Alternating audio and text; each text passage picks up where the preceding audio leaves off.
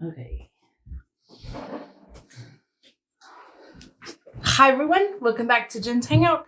Today we're going to do something a little bit different. We are going to be showing off my mom's lovely pine needle baskets, and she's going to be showing you how to make them. So it'll probably be like at least a 2-part video, maybe 3. So enjoy. You won't be seeing her face per se. You will be seeing her hands and maybe about this much of her, but that's okay. She doesn't want to be on camera. So whatever. I don't blame her. But anyway, so give her just a minute to set up and then we will get on with the show.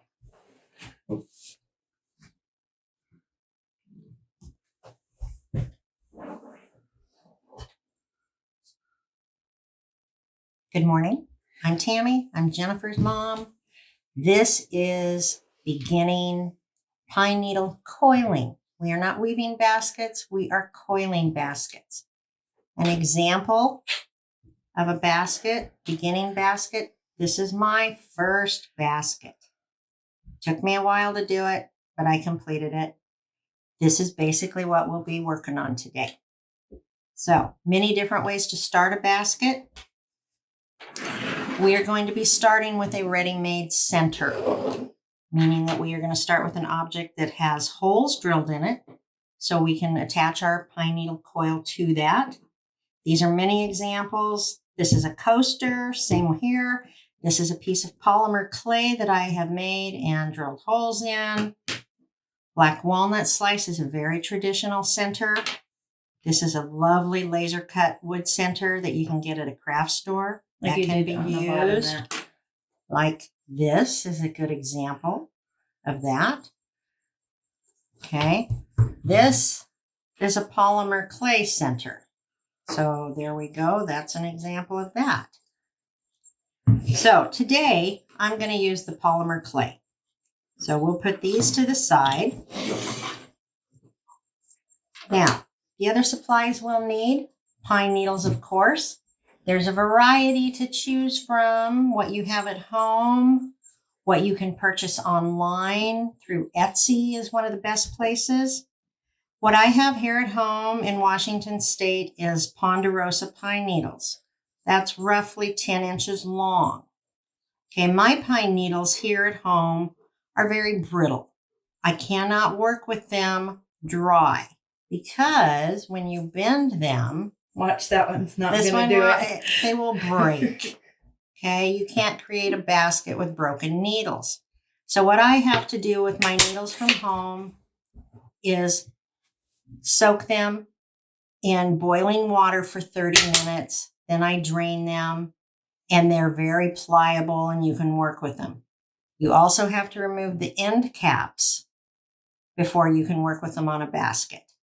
So these are my pine needles from home. I'm not going to work with them today, but that's an example. You don't want to work with dry, brittle needles.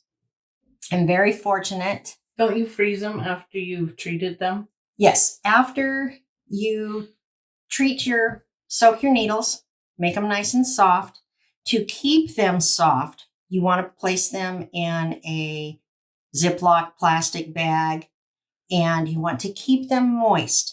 If you are going to work with them consistently on a daily basis or even once a week, you can keep them in the refrigerator. If not, you want to put them in the freezer because they will mold if you don't get them out and expose them to the air. Oh, okay. So that's how you'll work with the needles that you have moistened and treated with boiling water. So today I am going to work with Florida longleaf pine needles. These are about 1 foot long, beautiful needles. These are green in color simply because they were harvested green and they were dried in the dark. They do still have to be dried before you work with them. If it's a really fresh green needle off the tree and you make a basket with them, they will shrink when they dry. So really? you will end up with a very loose basket. Huh. Interesting. So these were harvested green, but they were dried in the dark to retain their green color, which is a beautiful color to work with. But you can see with these needles, They are very, very flexible. You can work with these dry. You do not have to soak these in water. So is that these needles on this one? Yes. Yes, here's an example of a basket made with these needles. The darker colored needles were actually dyed with RIT fabric dye. That's another process we won't get into today. But the top row here, the green, that is made with these needles right here. And this is another example. This is a leather coaster that I drilled holes in with a combination of the green needles and the dyed needles. Very cool. All right, so this is what we're going to be working with today, the Florida longleaf pine needles. And again, I hope you can see how flexible these are without breaking, so we can work with them dry. So our other supplies, we will need artificial sinew. This is the most user-friendly for beginners. It grips the needles. It doesn't slip. It doesn't slide. It will make for a nice tight coil. So what we are going to do with this, hopefully you can see this here, I'm going to pull out 2 lengths, which is roughly going to be 2 yards, so roughly 6 feet. But what I do is I just put my finger in there and I pull to the center of my chest to the end of my arm. 1 pull, 2 pulls. Or from your nose to your arm. Yeah, right. So roughly you've got 6 feet. That gives us a good working start. You don't want shorter than that because then you're going to be having to change your thread or add new thread very quickly. Pair of scissors, always have on hand. So we have our artificial sinew cut. We'll lay that right there with our center. The other item we'll need is a large-eyed, blunt-tipped needle. And that will still hurt if it pokes you, but it's not going to poke a hole in you. So try to find a blunt tip with a large eye so your sinew will fit through. But your needle has to be of a size that it will go through the hole that you're working with on your center. With your sinew. With your sinew attached, yes. The other items we'll be working with for supplies is what we refer to as a gauge. This is the gauge that I use most often. It's a copper tube that is flared on one end and sanded nice and smooth on this end.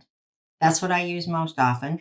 But if you don't have a copper tube or a way to flare it, you can get just a plastic straw. This one just happens to have a little bump around it, but no big deal. But it's a little smaller in diameter, so it would create a smaller coil. This is what you're going to feed your pine needles into to create a consistent coil. So there's our 2 gauges.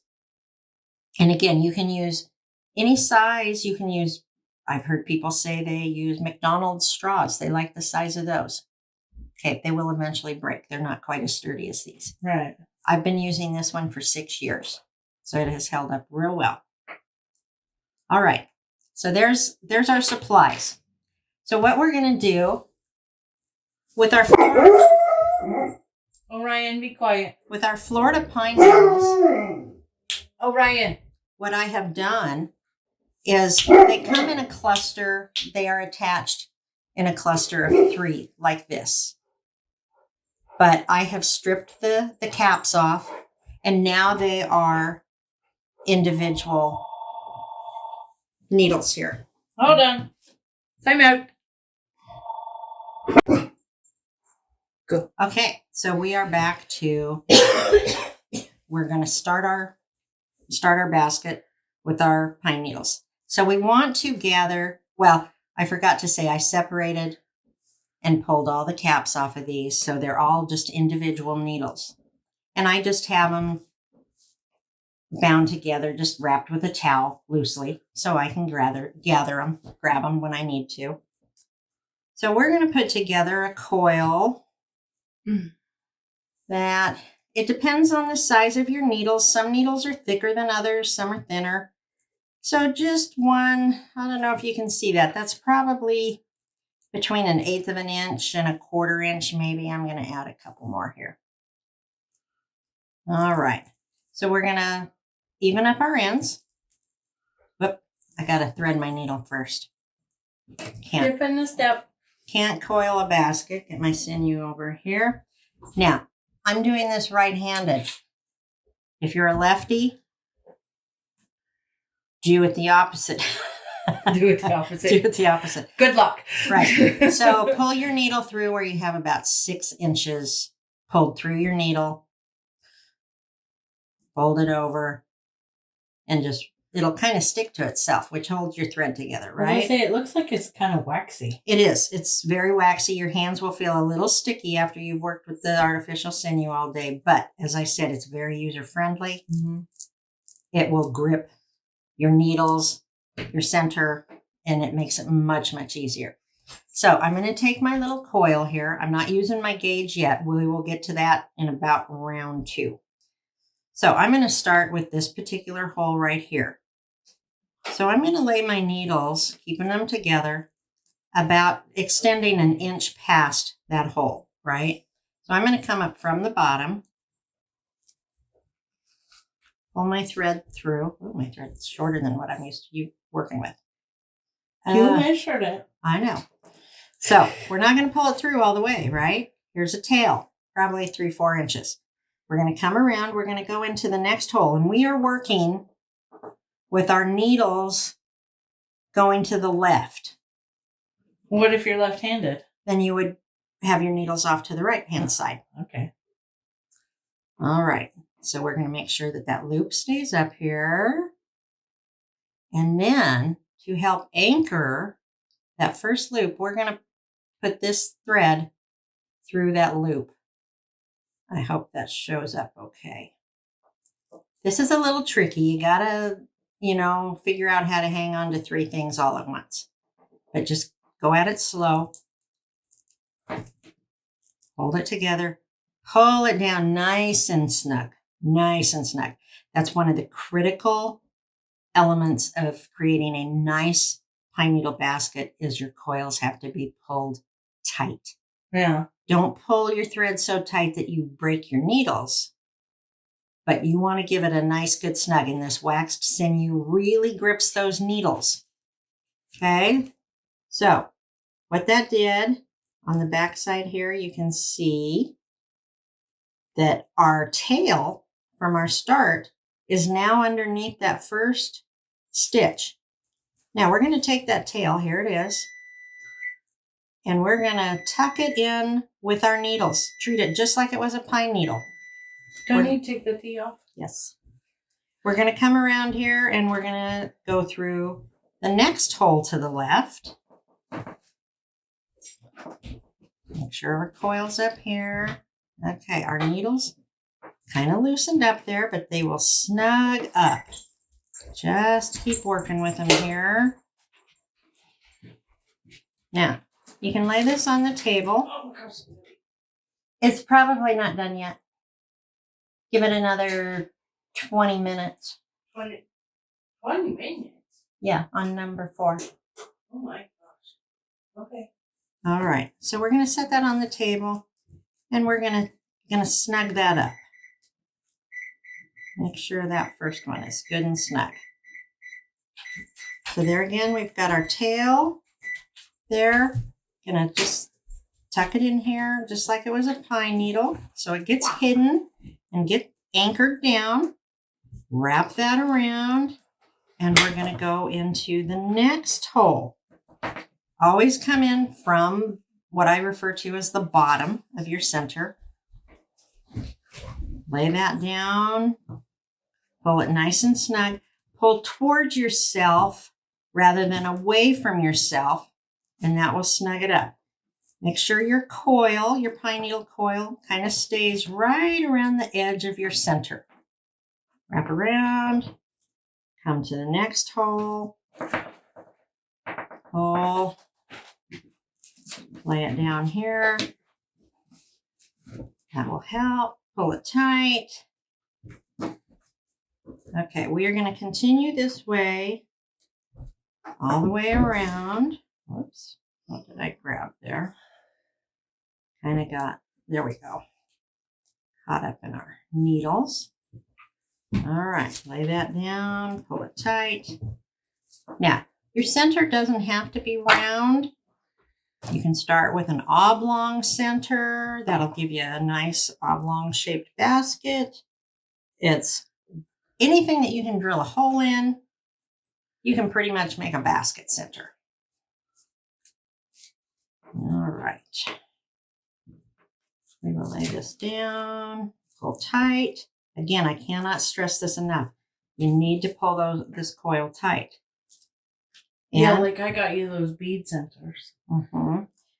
Now, see, you can't even see our tail. It's hidden in there and it is anchored nice. That's like a, what do they call it? A stay stitch or whatever?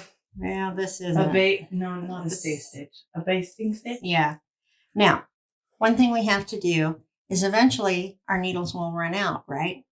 So we have to add needles to our coil occasionally.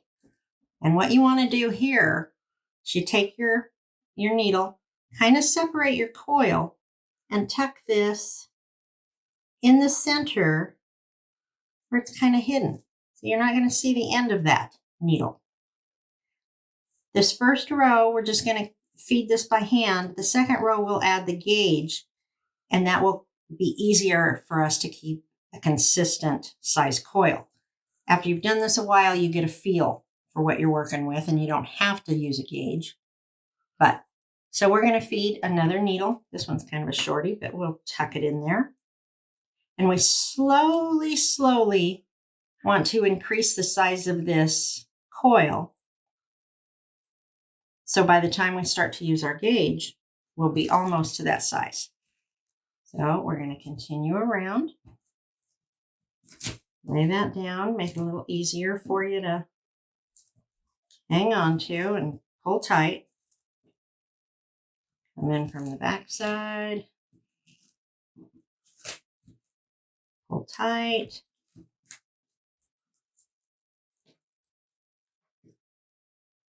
There again.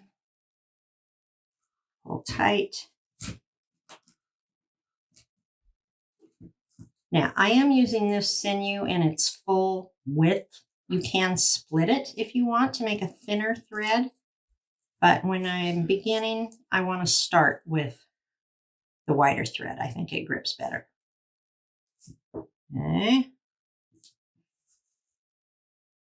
Pull that. We're almost around. Your fingers will get a little cramped, maybe the first few times you do this. But you'll get the hang of it and it will work out okay. Okay, our coil is still a good size, so I'm not going to add needles yet. The larger your basket gets, the more often you have to add your needles. Oh, okay. All right. I could see where that's like your first row or two in knitting or crocheting, your hand gets so stiff until it really starts to hold its own shape. Unfortunately, as you're learning, the first two rows are the most difficult. Well, like I said, it's just like with knitting and crocheting until it holds its own shape. Right. Okay, so we are getting around here to where we're kind of interfering with our tail of needles that we left out, right? So what we're going to do at this point, we're going to grab our scissors and we're going to cut these needles in an angle. So we're going to set it like so, and we're going to aim up. So it creates an angle on our needles. And we're going to leave about a 1/2 inch of needles sticking out. Okay, these will probably go flying here. Maybe not. So you want a pair of really good sharp scissors. Yes, but don't use your good sewing scissors, as we all know. Yeah, no, that's like right? Using them on paper. Little needle pieces. So when that lays down, we're going to be able to cover it with our next row, hopefully nice and smoothly, right? So we're getting close to that. Again, we want to keep this really nice and tight. Come around here through our next hole. Don't sew your finger in like I just tried.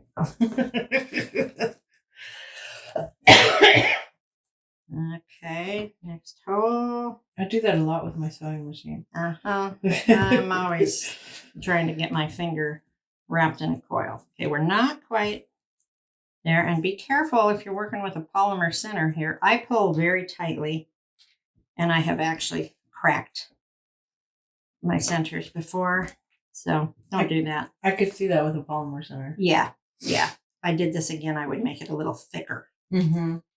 All right, so now it's going to be a little tricky. We're going to press that all together to try to hide that lower coil. Is that where you do the weave more? I've seen it in some of yours where you weave. Oh, there's several different ways, but okay. So there's our original connection, right? We're going to do our best to incorporate it in there. If you have a few little ends that just really don't want to be hidden, do your best to tuck them in underneath there. Now, our coil's getting a little thin, and we actually are at a point where we want to start using our gauge. I am going to use actually my smaller gauge today because we're going to create a small basket. Right. So I'm going to try to hang on to that. Actually, little trick here. Hang on.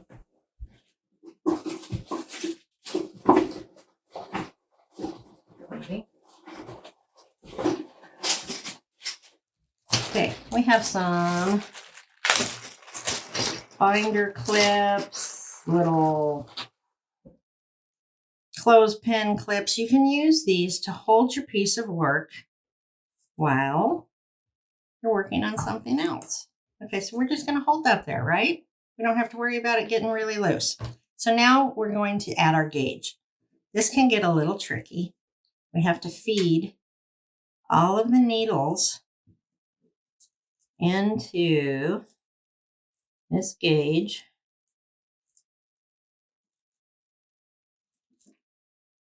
And they're all different lengths, so you just got to kind of feed them in there one at a time. All right, so there's our gauge. Now, that's a little loose. You want it to have some tension. And again, when we add a new needle, we're going to try to add it, bury it on the inside of that coil. So the end of your needle doesn't pop out here and show. Mm-hmm. All right. Okay. So hopefully if you've done a really good job, you won't see the ends. Right. That makes sense. Of any needles. Okay. We're going to add another one here.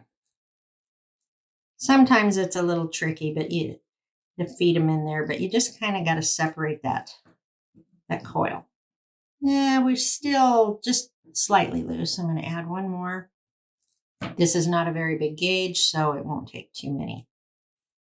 Maybe one of these days you'll get the Mississippi needles and be able to do a basket with the Mississippi needles. I did. I sold it already. Oh, you did? I did. Oh. Actually, I made 2 I sold. Oh. Okay. So there we have just a slight bit of friction.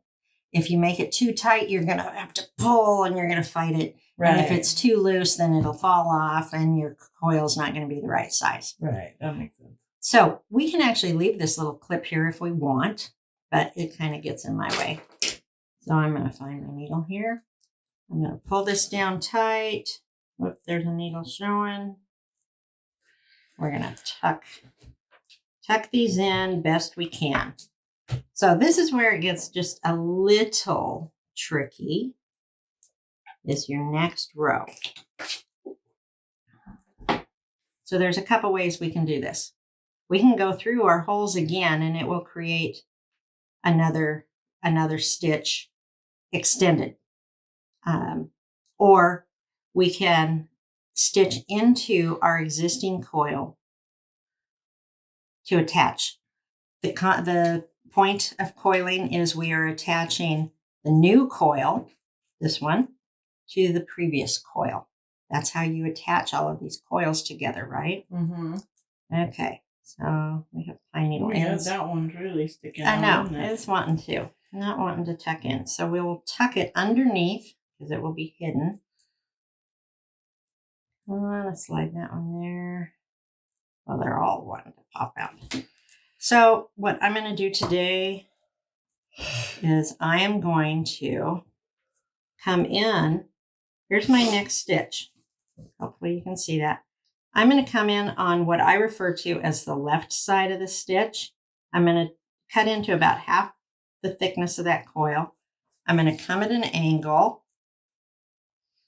Hopefully here at but this one isn't going to work this way. I can tell that already. Let's get my pine needles. See, this is where you just have to play with it. Sometimes it runs very smoothly. Other times it doesn't. Right? Yeah. So we will work with it and manipulate it to where we need it to be. I'm actually going to add one more because I think my coil is a little loose. Well, it's like an eyeshadow. Sometimes it blends, sometimes it don't. Yeah. So. Now, me and makeup, I don't know anything about it, so. I know. Yeah. But you know about paint. Yes. It's the same content. Right. So. Right. Okay. Those are still sticking up there. They are just stubborn little guys today. Yeah, and I'm hanging on so tight and shaky. I know. I can see that. Your hands are wobbly. Yeah. Okay. So what I'm going to do is I'm actually going to go back through the same hole. In your polymer? I went through my... I put my needle in backwards. All right. We're going to go through the same hole there. Okay. And that's going to anchor... You went back into the polymer? Yes. Okay. Yes, I did. All right. So we're going to go through the same holes all the way around with the second coil, and it's going to anchor it really well. Yeah. Okay. Keep our gauge or get our gauge filled here. All right. So we will continue our way around here, going through the other hole. Move our thread where we want it. See, now that's got that anchored down really well now. Yeah, you can see it sucking everything together. Yes. And that is the trickiest spot where your first coil and your second coil cross over. I can see that, yeah. Yeah. All right. And that's actually creating a nice little design, which is very cool. There are no mistakes in art, just new design. Exactly. It's not a mistake. It's a design element. And do not be harsh on yourself because we are our own worst critics. And with many different art forms, they never start out really looking nice. You have to wait until they're completed. So just continue with it, and it will all work out. Yes. Okay. So now we've got a nice little resistance, but not too tight. That's perfect. So we're going to continue around, always working to the left. Get our thread here. Again, pulling tight, and this is especially critical in your first few coils, but it's definitely critical through the whole basket. But if you start out with a loose basket, well, I mean, just look at what it did at that first part there where they crossed over. If you hadn't pulled tight, that would be just a mess. It would be, they'd be popping out, sticking out. Yeah. So we're going to work our way. One more time here. And you can, like I said, you can manipulate this thread, kind of moving around. See where the original stitch was here. The second stitch is over here to the side. That's creating quite a cool design, though. Yes. And there are many different ways to start a basket. This is just one that I prefer. I like using a center. You can actually start a basket without a pre-made center by just coiling your pine needles. How did Paula make that honeycomb one that she did? The Beescape? Yeah. I don't know. I wasn't around to see her work that. That would have been cool to see how she did that one. It's a matter of creating the shape. Yeah. And with every coil, that you work around your basket, you can manipulate it to create the shapes you want. This one, started out very small down here in the bottom, and I slowly worked out by working your coil to the outside of the previous coil, if that makes sense. Right. Rather than maybe directly on top of it. That gives you straight sides. So you can see the shape differences. Yeah, because that has, well, and then you made straight sides. Right. It goes out and then it comes up. Right. So you can create any shape you want. Mm-hmm. Well, and like this one has the wave top. Yeah, that was created because of the beads that were put in. Right.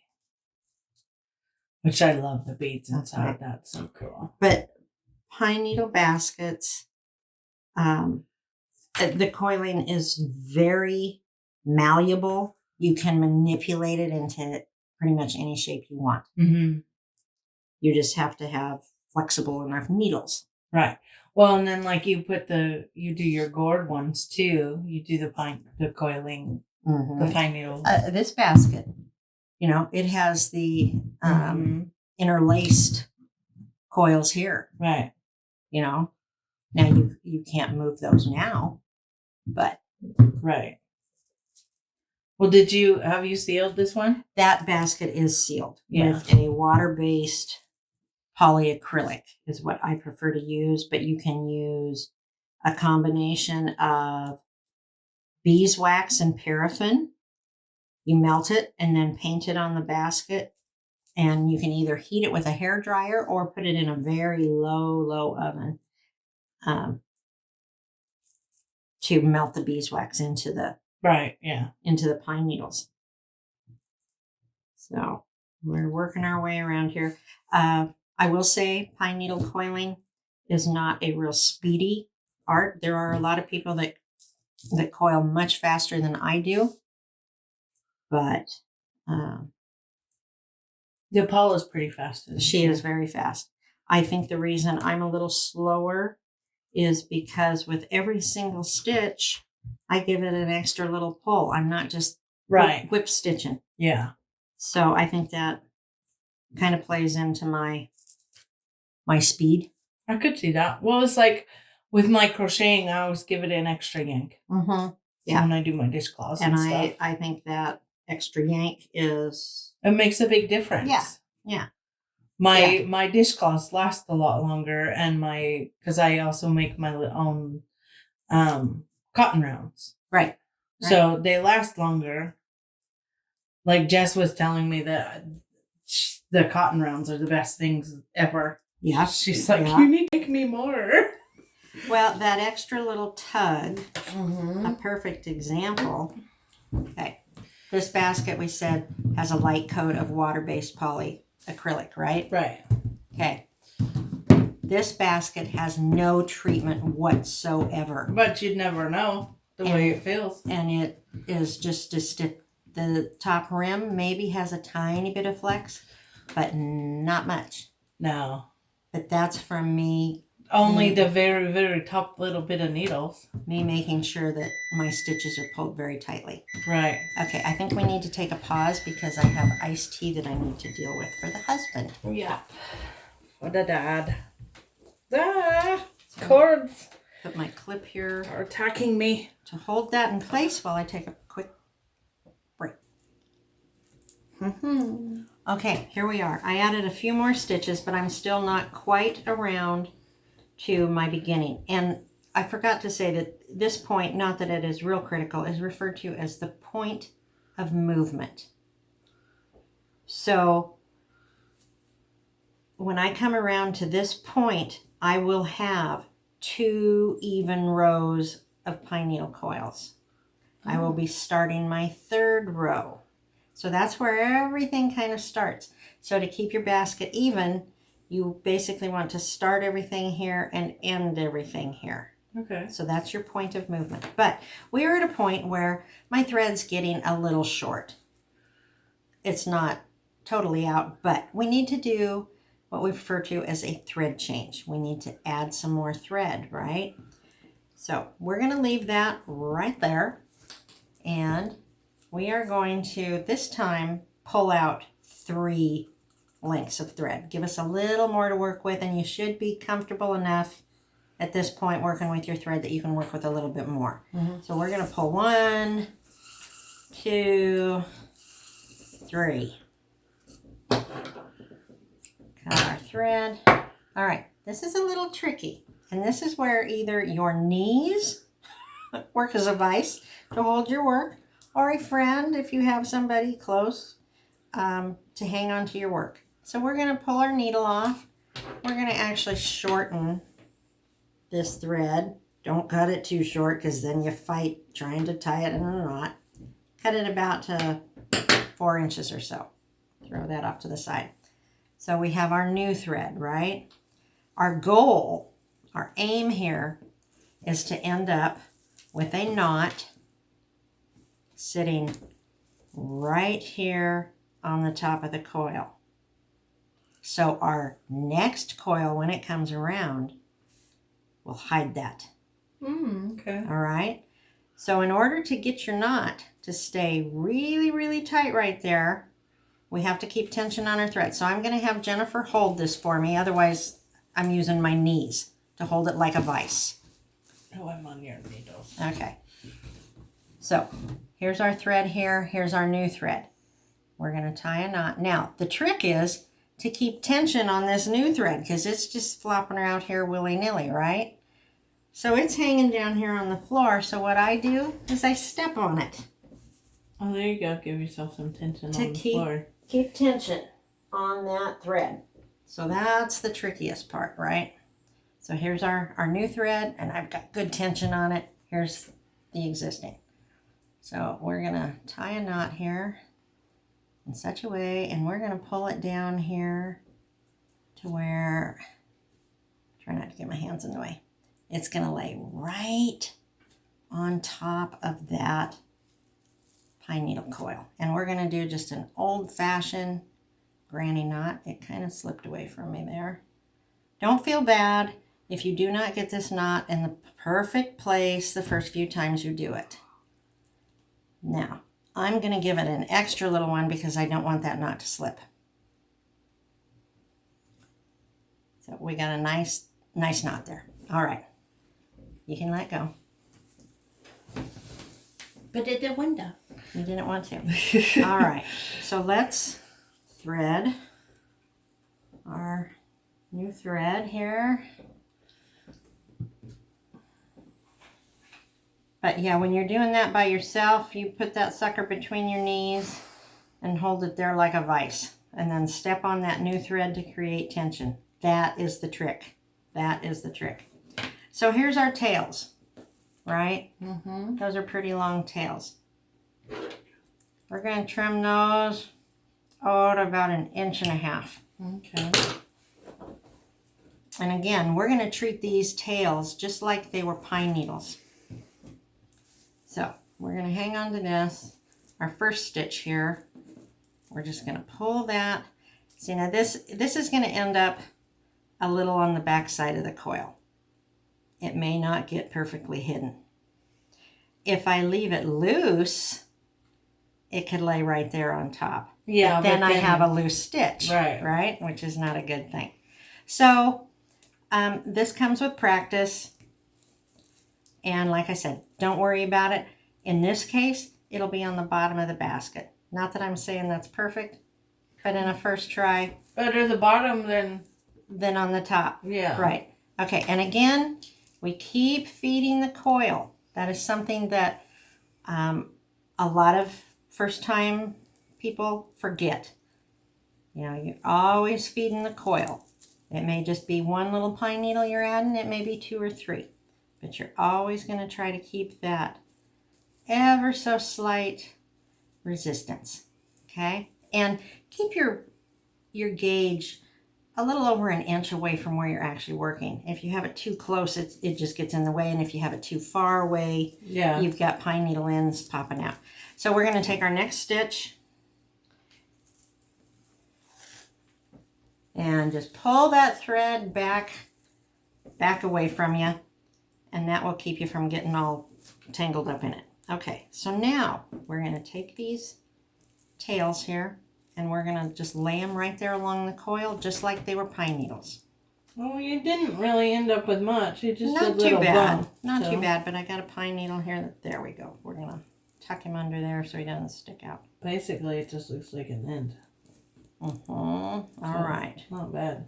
So again, pull nice and tight. Go through that next hole.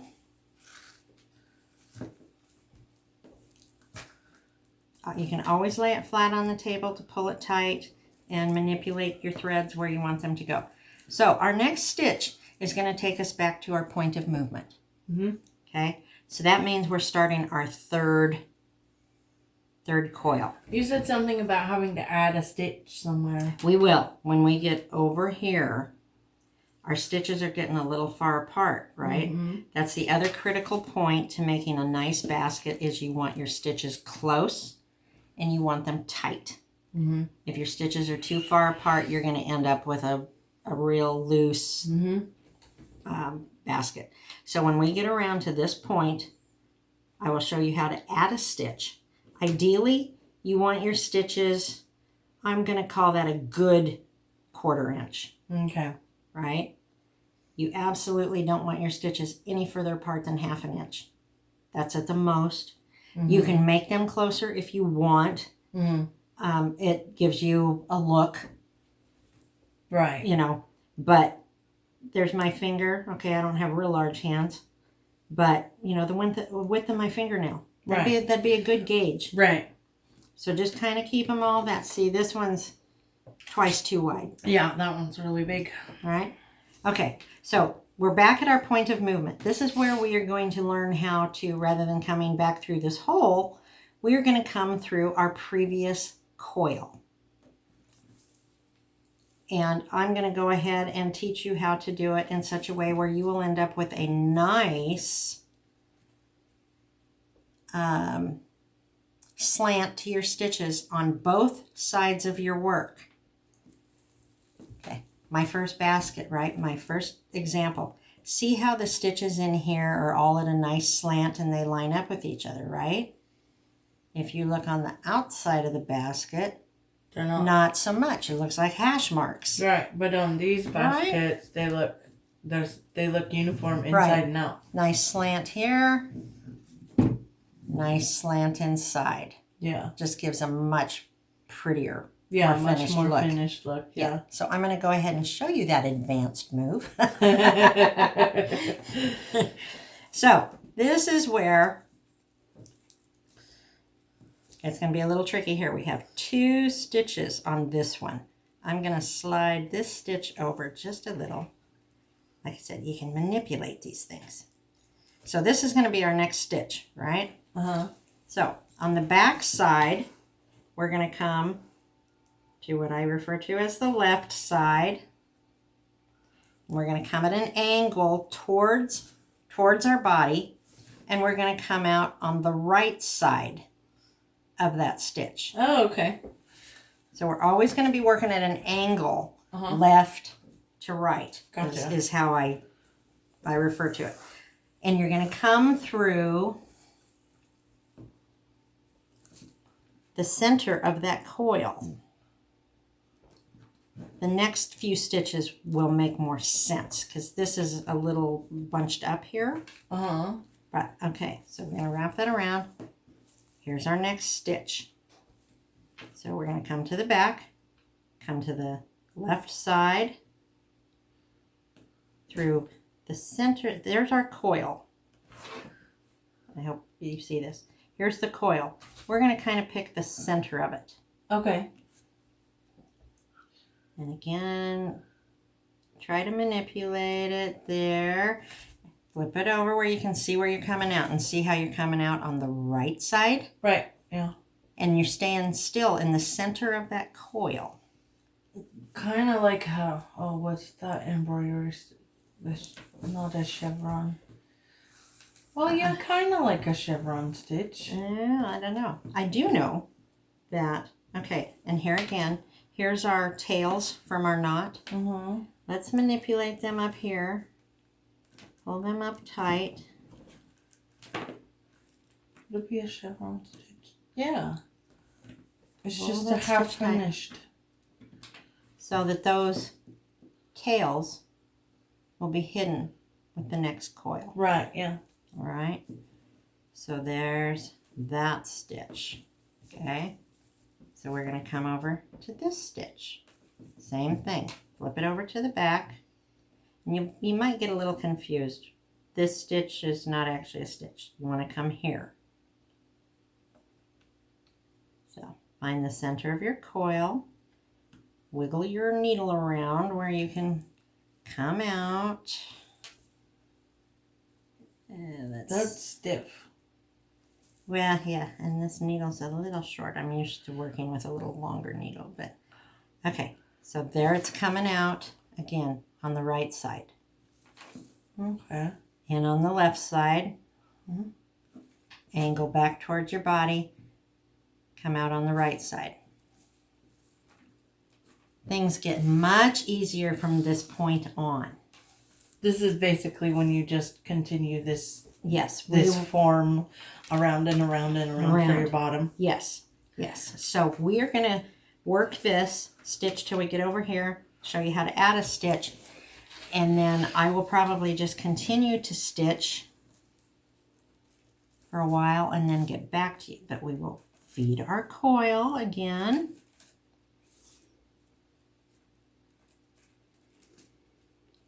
Tuck them in there.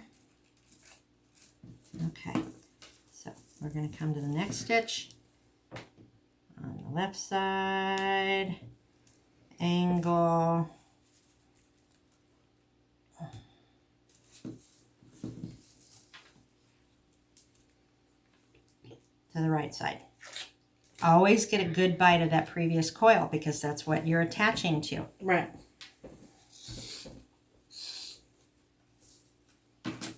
Lay it down here. There you go. And you can start to see already.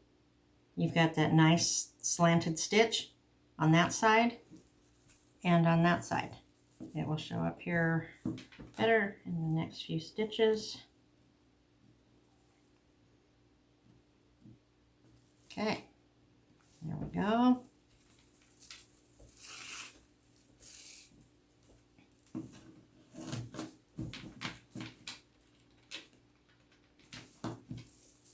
Okay, one more stitch and then we will add a new stitch.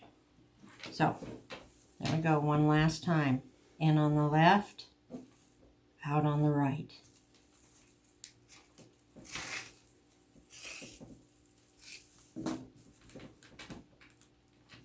And when you're adding stitches, this row, we're fine, we're only going to add one. But as we progressively get bigger, our stitches will get further apart and we will have to add more stitches. All right, so here's where we're going to add a stitch. We're basically just going to take this empty space here that has no stitch and we're going to create one. So we're just going to come into the center of it, take a pretty good bite into that coil. Come out here, and what you do want to avoid, you want to try to stay between the pine needles, not bust right through the middle of one. Yeah, because then you'd loosen the integrity of the needle and it basically just breaks the needle. Right. So we're just coming through the middle there, and this is going to look a little different. Hold that down here until we get another stitch added to it, but place that one where we need it. Slide this over to where we want it. And voila, you have created a new stitch. So from here, we're going to go straight over here just like we've been doing. And this is kind of a, we're on a point here, so it's right. bending. So the next row, when you come to that, you'll have to add another stitch there, won't you? Hang on here. Okay, hold that down. So when you come around the next time, you're going to treat that just like a stitch. So you're going to go from here to here to here. Right. Okay. So you won't have to add another stitch on the next row. Not on or the will you? Because that... we could possibly add one here. Well, when we get around to that one. Yeah, because that's going to be how it lays. We could add another one the next row. Yeah. Yes. Ideally, you want to add stitches consistently in one row. But in this case, with the wonky shape of our center, and, you know, when you drill holes by hand, some of them end up a little closer than others. Right, they're not perfectly even, spaced, yeah. right. But it's the odd shape of this that has created right, yeah. that. If you used a perfectly round. Right. So what we'll do is I will just continue around till we get back to this point, and we'll pick it up right there. For the next video? Yes. Okay. All right. So we'll see you in the next video, which will be finishing the outside edge, adding stitch, and we will continue our base to the size that we want, and then we will start up our sides. Yeah. And then finishing the top. Okay. So stay tuned to our next video. Blessings to you all. Love you so much. Bye.